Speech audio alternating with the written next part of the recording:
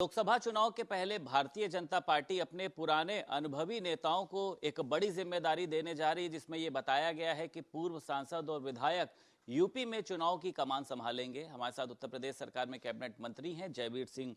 पुराने नेताओं को मौका देना बीजेपी का हमेशा से ही ये रहा है, तो इस फैसले को आप किस तरीके से देखते हैं? नए पुराने अनुभवी और गैर अनुभवी सभी को संगम बना करके सभी की योग्यता क्षमता का लाभ लेते हुए और नए पीढ़ी को, नई जनरेशन को भी उनके अनुभवों से जोड़ते हुए कनेक्ट करने का प्रयास भारतीय जनता पार्टी की रीति नीति में रहा है। और उसी क्रम में आप देख रहे होंगे 5 स्टेट के चुनाव हुए, 3 में हमें सरकार बनाने का अवसर मिला। ये प्रयोग, ये चीज़ें आपको वहाँ भी देखने को मिली। अनुभवी नेताओं के सानिध्य में नए नेताओं को नेतृत्व दे करके सानिध्य में काम करने के लिए हम लोगों ने प्रयास किया है। और ये सफल प्रयोग के लिए भी कोई कर सकता है तो योगी जी की, मोदी जी की सरकार कर सकती है। आदरणीय मोदी के और हमारे राष्ट्रीय अध्यक्ष जी के नेतृत्व में हो सकता है, ये भारतीय जनता पार्टी ही कर सकती है। अच्छा, सामाजिक बैठकों के जरिए मायावती जो है एक संदेश देने का प्रयास कर रही है कि अब बूथ पर जो भी अध्यक्ष बनाए जाएंगे वो उसी जाति के होंगे और उसी के आधार पर उनको समाज के बीच में बेचा जाएगा। तो माना जाए जो 2024 का चुनाव है, को किस तरीके का प्रयोग आप लोग भी करने जा रहे हैं? तो क्या जातियों के इर्द गिर्द रहने वाला है कि जो जितना ज़्यादा जातियों को लाभ पहुंचाएगा उसको उतना ज़्यादा समर्थन मिलेगा? अखिलेश भी पीडीओ को लेकर आगे चल रहे हैं। देखिए, भारतीय जनता पार्टी जात वर्ग धर्म के आधार पर राजनीति नहीं करती। सबका साथ सबका विकास के नारे के साथ हम लोग आगे बढ़ रहे हैं। लोक कल्याण, जन कल्याण, विकास के आधार पर आगे बढ़ रहे हैं। हर वर्ग धर्म जात के लोगों को सम्मान देते हुए आगे बढ़ रहे हैं। हम लोगों का जात धर्म के आधार पर कोई बांटने का कोई प्रयास नहीं है, जबकि विपक्ष विशुद्ध रूप से जात आधारित राजनीति करके उनको जात, उपजात और वर्गों में बांटने का प्रयास कर रहा है। अच्छा, ये कहा जा रहा है कि लोकसभा सीटों को लेकर जो भी आपके सहयोगी दल हैं, सुबह सपा हो, निषाद पार्टी हो, अपना दल है, उन्होंने दावेदारी पेश कर दी है, तो क्या उनकी दावेदारी को माना जाएगा? कहा जा रहा है कि कई सीटों की उन्होंने मांग करी, किस तरीके से आप लोग कर रहे हैं?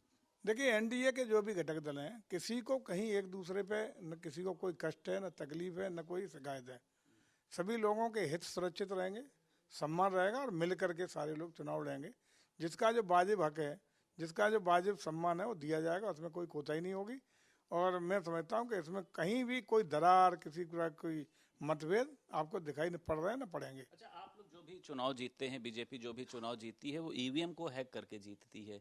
अखिलेश यादव ने कहा है, एक बाहर बड़ा आज बैनर पोस्टर लगाया गया है।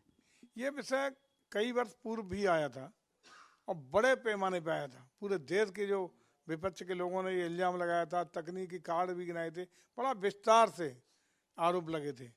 और आरोपों का जवाब देने के लिए उस समय गंभीरता से भारत निर्वाचन आयोग ने सारे विपक्ष के साथ और पंजीकृत सभी राजनीतिक दलों के साथ एक व्यापक रूप से बैठक की थी। और उसमें विशेषज्ञ लोगों ने जो आप विषय बता रहे हैं उन सब पर विस्तृत रूप से तकनीकी आधार पर, गैर तकनीकी आधार पर स्पष्ट करने का काम किया था। और सारी पार्टियां, सारे पंजीकृत राजनीतिक दल पूरी तरह संतुष्ट हो गए थे और विषय अंतिम रूप से क्लोज हो गया था। लेकिन जब जब विपक्ष हारता है तब तब ठीकरा ईवीएम पे, कभी आयोग पे फूटने का काम करता है। ये अच्छी बात नहीं है।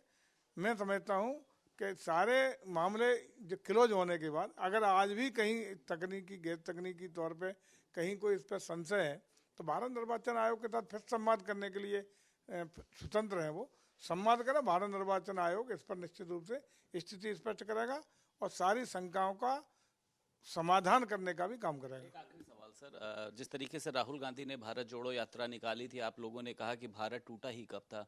अब यूपी जोड़ो यात्रा निकालने जा रहे हैं, तो आपको लगता है कि कुछ कामयाब हो पाएंगे या यूपी टूटा हुआ है या क्या है?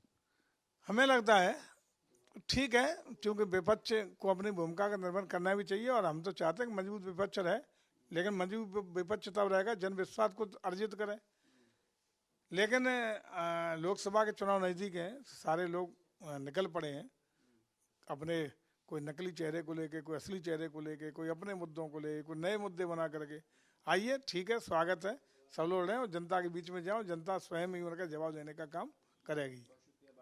उत्तर प्रदेश सरकार में कैबिनेट मंत्री जयवीर सिंह हमारे साथ मौजूद थे। लखनऊ से वीडियो जर्नलिस्ट अरविंद कुमार के साथ संदीप खेर, भारत समाचार।